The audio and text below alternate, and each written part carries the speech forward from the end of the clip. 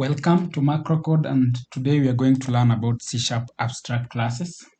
So what is an abstract class in C#? So in C#, an abstract class is a class declared with an abstract keyword. So we use abstract keyword to declare an abstract class. So if you are new to this channel, consider subscribing and watching our previous videos on classes and objects. So to define an abstract class, let me just create a new class here. Abstract class. So to define an abstract class, we use abstract keyword as we have just indicated. Abstract. So you use abstract keyword. So you use abstract keyword to define, to actually declare an abstract class. So unlike regular classes, you can create any instance of an abstract class. Typically, you can define an abstract class for subclassing by other classes. So an abstract class may contain abstract members such as abstract methods and properties. So we can have here methods and as well as properties. The same way we define other normal classes. So to define an abstract method, you use also the abstract keyword to define an abstract method. Abstract keyword. So unlike a regular method, an abstract method doesn't have implementation. So this one, abstract method doesn't have implementation. So when you subclass an abstract class that has an abstract method, you need to implement the abstract method in the subclass. So let's create an example. So this is our abstract class. We can call it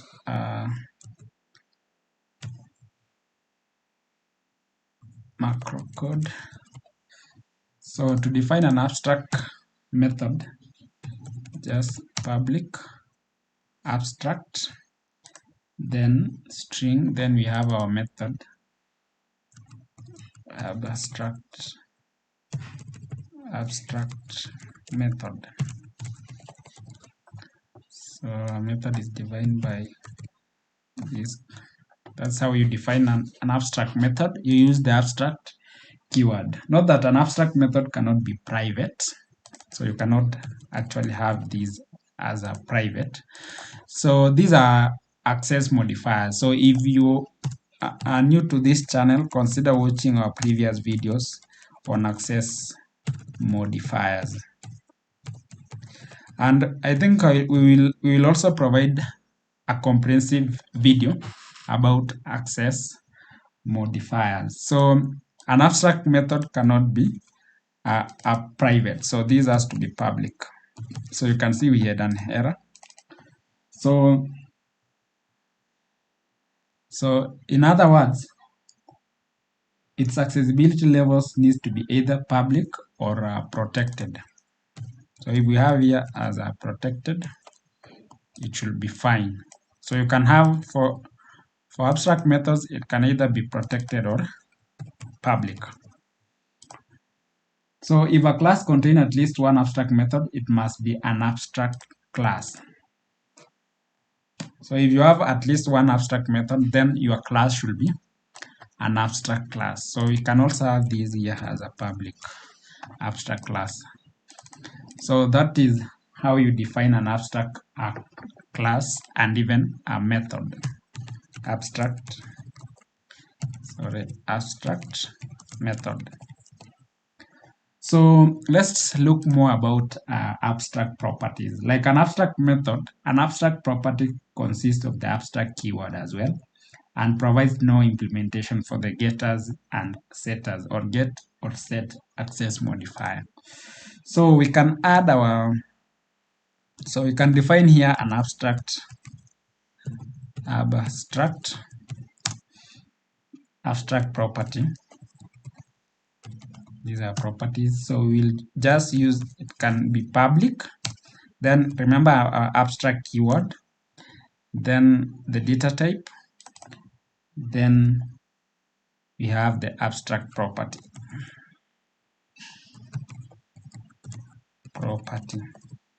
So we can have our get and set.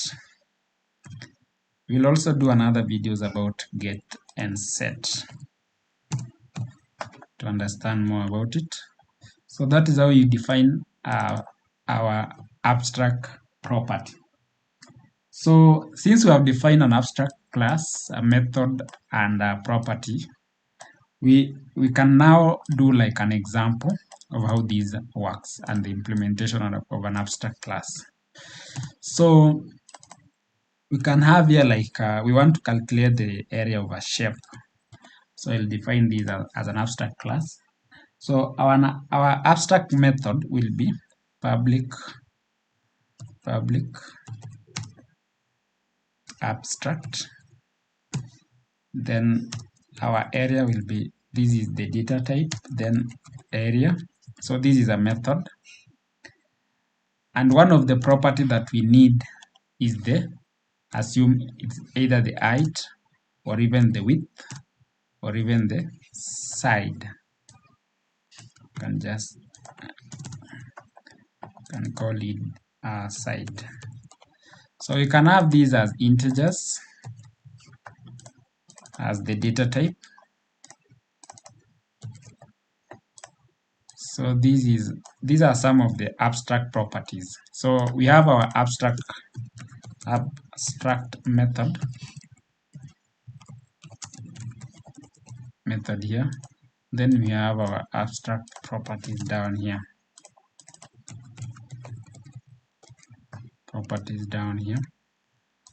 So the shape class has an abstract method called area that returns the area of the shape.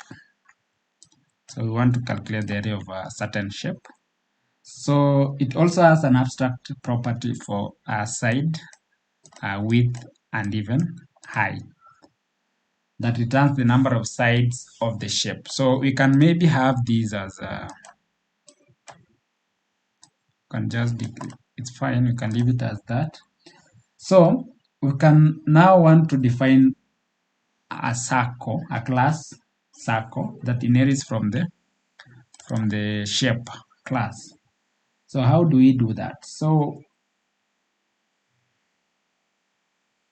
inside this class, we may want to define, so for us to get an area of a circle, we need the radius. So public double radius of the circle. So that is it. So then our side, we can actually assign a value to our properties here. The height, we can maybe assign it to us a value. We can say it is 10. So this one will be like this.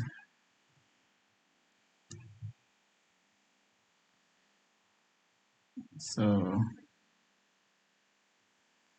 this is not as abstract, so you can have it as that way. You can just leave it as this way. Then you can assign value as 20. So for the side, we can override it.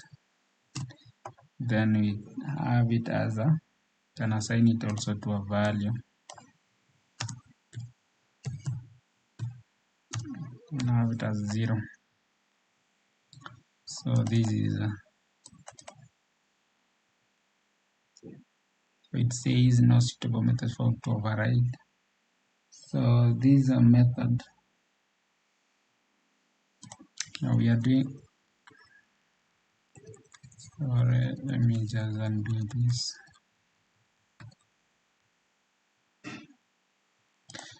So we can create another class. So we can create another class that inherits from the shape class. So here you can just create another class called circle, public circle, public class circle that inherits. So you can actually see our previous videos about inheritance in C#. So that is how we do inheritance. So we declare, so this is a public class. We can just have it as a class here. Then here it says this is an abstract class. So it says chip width. So that will go in a minute. So if we just declare this, so this is our constructor. So inside this constructor, we can pass a parameter double radius. Then we can calculate our area of a circle. So you can also declare radius here, public double. Sorry, we can declare the radius here. So this is how we do it. So then we can also declare, so since we are inheriting the properties of the shape, so we'll have these properties on our derived class. So here we can actually override the size property, side, and we can assign it to a value, can be 0. So it will be side. So it says property. So this one, I think there's something we did wrong here. So we need to have this as gets.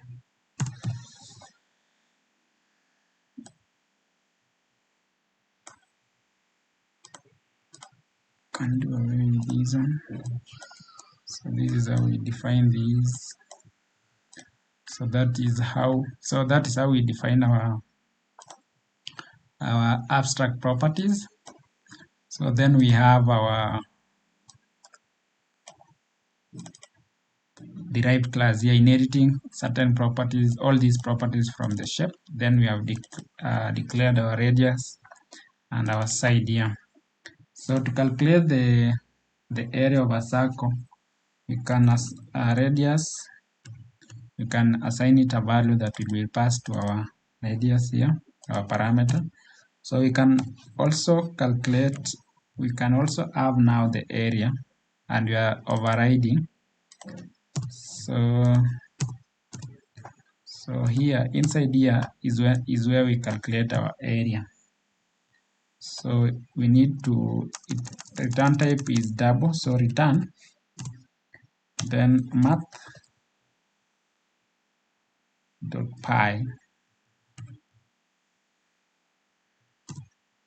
So the area of a circle is pi times radius times radius. So we can have another radius here. Then we'll expect this to give us the area of that circle. So you can see I have another class now called circle, expecting, so this is saying, so you can do away with these ones, then that will be okay. So we are using only side.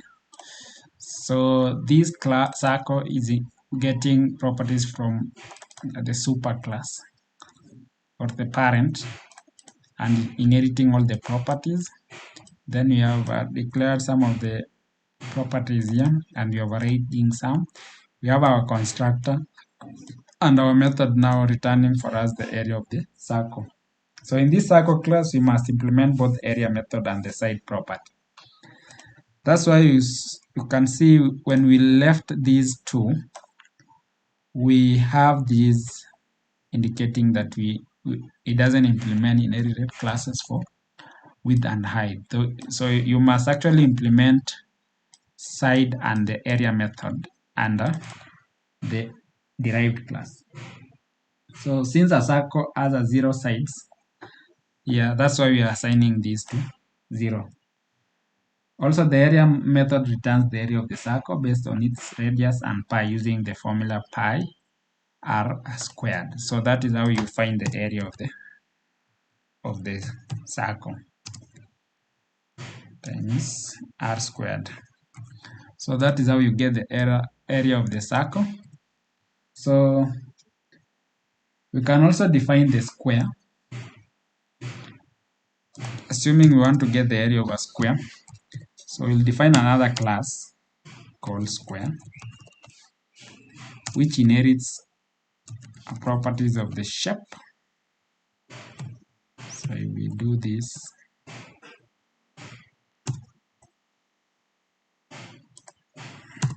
so this is a class, sorry, let me just here, can have this as a class, then, so inside this class, we can declare the length of the square and the side. So the side, you can override the side. It has 4 sides. So that is the square. So we can also want to get the area of the square, public square. Then we pass the length. And for us to get, so we assign the length that we are receiving as a parameter there. Then we can now use the method, the area method. So that will be, so the area of a square is length times length. So it will be length times length. So it will return that. So that is how you get the area of the square. So we have now 2 classes here. We have this class for the square, inheriting properties of, that is the side from the shape. We have our own length here. Then we have our constructor expecting the length parameter. Then we calculate the area. So in this square class, the side property returns the number of sides, and also the area method returns the square based on its length. So we can actually create an array of shapes, including circle and squares, and calculate their areas. So that is how you deal with abstract classes. So you use the abstract keyword to create an abstract class. You also use an abstract keyword to create the abstract methods and the properties. You can now, another thing to mention about abstract classes, an abstract class cannot be instantiated. It can be subclassed, but it cannot be instantiated. That means you cannot create an object from an abstract class. So for example here, you cannot come and say, let's try to create an object, shape, my shape is equals to new shape. So you can see you cannot actually instantiate it. So you'll see it says cannot create an instance of the abstract type or interface shape. So you cannot create an object from an abstract class. Another thing that you need to know is an abstract class may contain abstract members, including abstract methods and properties. So we have these properties and methods. Also, an abstract methods and properties do not contain implementation. So it doesn't have the implementation. And the subclasses of an abstract class must implement the abstract methods or properties. That means you can see these subclasses for the circle, it must actually implement the abstract method and the properties of that superclass. So that is it from us. That is on the abstract methods. That is the abstract classes, methods, and properties. So consider watching our videos, comment down below, and consider subscribing. See you in our next videos. Bye.